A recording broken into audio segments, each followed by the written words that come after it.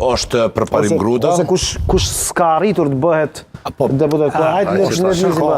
Kjo është interesante. Ka shumë për arsye se pritjet janë konë, më të mëdhaja, kjo i ka shgënyu sigurisht një pjesë tyne, jo vetëm të Partisë Demokratike, po posaçërisht të Partisë Demokratike, duke pas parasysh natyrën mjaftë fatkeqe për shkak dy liderëve të partisë që janë në Hagë. Prandaj u kanë shumë diskutabile, po natyrisht që performanca e Drenicës këtu është shumë e madhe, e që në afat shkurt PDK-s ju ka përkthy mjaft mirë, sepse e ka tregu që është në sasi të votës, në këtë rast në përqindje të votës, në sasi të votës, qëndron mirë. Befasia këtu është djali Jakub Krasniqit, Altin Krasniqi, të cilin personalisht nuk e kam prejt, dhe një rikthim goxha i miri Nait Hasanit si figurë politike me peshë elektorale. Naiti nuk është befasi.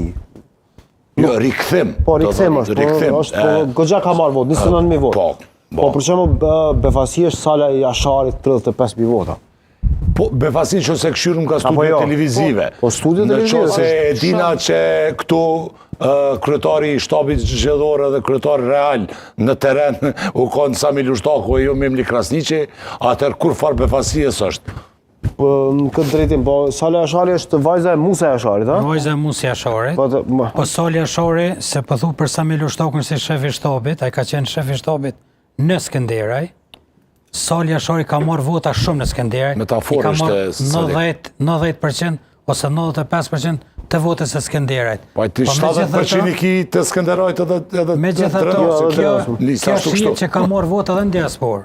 Shihet që ka marrë vota edhe në Kaçanek.